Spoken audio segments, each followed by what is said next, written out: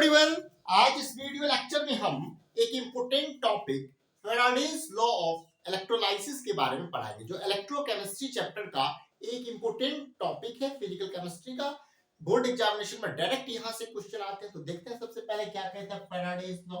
तो सबसे पहले क्या हुआ, तो 1834 में माइकल फैराडेज ने रिलेशनशिप शो किया किसके बीच में, तो वेट ऑफ सब्सटेंस या अमाउंट ऑफ सब्सटेंस जो प्रेजेंट होता है इलेक्ट्रोड में और amount of electricity passed through their electrolytic solution. He gave a law is known as Faraday's law of electrolysis. इन्होंने दो लॉ दिया. There are two laws of Faraday's. First है Faraday's law of electrolysis. इसमें क्या कहता है, तो the amount of any substance deposited at electrode पर जो भी substance होता है वो डायरेक्टली प्रोपोर्शनल होगा किसके, amount of electricity passed through electrolytic solution. ठीक है, तो जितना ज्यादा इलेक्ट्रोलाइटिक सॉल्यूशन पास करेगा उतना ज्यादा इलेक्ट्रोड पे सब्सटेंस डिपॉजिट होगा, ये लॉ कहता है.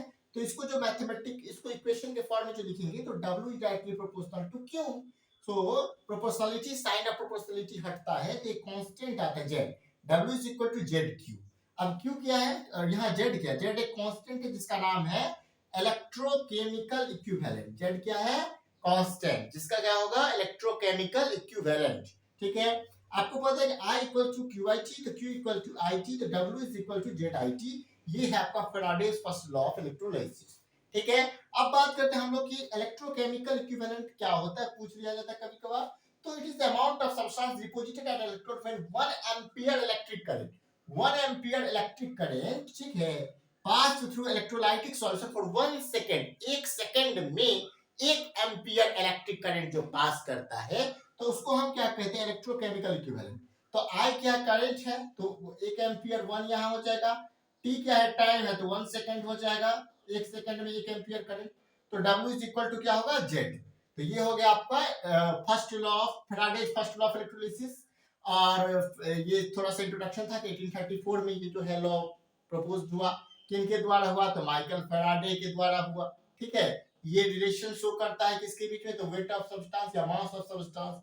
यहाँ पे W की जगह पे कहीं आपको M भी लिखा हुआ मिल सकता है कि M is directly proportional to Q. बात एक ही है, W लिखो या M लिखो.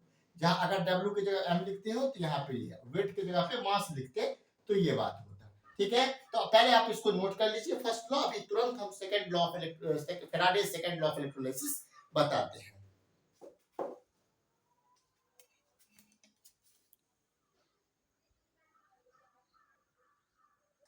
अब देखते हैं second law of Faraday's second law of electrolysis. इसमें क्या होता है, तो उसमें एक ही इलेक्ट्रोलाइटिक सॉल्यूशन में होता है. यहाँ पे दो है, ठीक है, यहाँ पे देखिए. तो इसमें क्या होता है कि if the same amount of electricity passed through different electrolytic solution, the ratio of weight is deposited by electrode is equal to their chemical weight. यानी कि क्या होगा, देखिए वही बात, W इक्वल टू E1. ठीक है, तो W directly proportional to E1. W equals to K E1, K constant होगा, तो W1 upon E1 equals to K first equation. W2 is directly proportional to E2. W equal to K E2, K यहाँ constant हो गया. W2 upon E2 equal to K. जब इसको compare करते हैं इस दोनों को तो W1 upon E1 equal to W2 upon E2. और फिर जब इसको सही से करेंगे तो W1 upon W2 equal to E1 upon E2. इस तरह से ये होता है Faraday's second law of electrolysis, Faraday's first law of electrolysis, electrochemical equivalent. ये सब हम देखें. ये एक इंपॉर्टेंट टॉपिक था इलेक्ट्रोकेमिस्ट्री चैप्टर का. अगर ये वीडियो पूरा आपको समझ में आ गया, इस वीडियो को ये वीडियो अच्छा लगा तो वीडियो को लाइक करें, हमारे चैनल को सब्सक्राइब करें और बेल आइकन को प्रेस करें. Thank you very much.